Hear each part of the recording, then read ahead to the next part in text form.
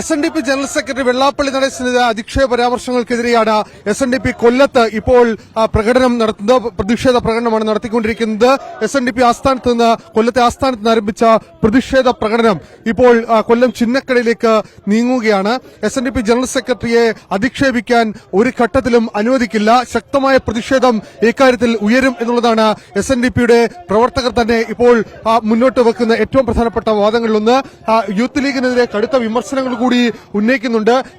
General secretary SNDP general secretary അങ്ങനെ വിട്ടുകൊടുക്കാനോ പ്രതിഷേധങ്ങൾക്കോ അല്ലെങ്കിൽ അധിക്ഷേപിക്കാനോ വിട്ടുകൊടുക്കാൻ തങ്ങൾ മുന്നിട്ടിറങ്ങില്ല എന്നുള്ളതാണ്. ഇത്തരം പ്രവർത്തനങ്ങളെ ശക്തമായി എതിർക്കുമെന്നുള്ള സൂചന കൂടിയാണ് SNDPയുടെ നേതൃത്വം ഇപ്പോൾ നൽകുന്നത്. കൊല്ലത്താണ് SNDPയുടെ ആസ്ഥാനം.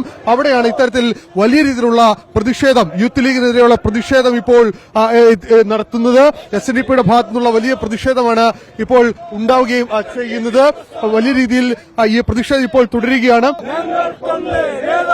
ഈ പ്രതിഷേധം ഇപ്പോൾ നമ്മൾ കാണുന്നത് പോലെ തന്നെ ഈ SNDP ആസ്ഥാനത്ത് നിന്ന് ആരംഭിച്ച ഈ പ്രതിഷേധം ഇപ്പോൾ ചിന്നക്കടയിലേക്കടക്കം നീങ്ങിക്കൊണ്ടിരിക്കുകയാണ്.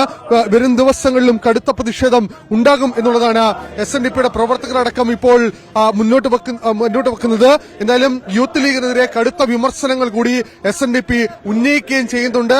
എന്തായാലും വെള്ളാപ്പള്ളി നടേശനെതിരായ ഈ വിമർശനങ്ങൾ, അധിക്ഷേപങ്ങൾ അത് ഒരു തരത്തിലും അനുവദിക്കാൻ കഴിയില്ലെന്ന് വീണ്ടും ആവർത്തിക്കുകയാണ് SNDP നേതൃത്വം.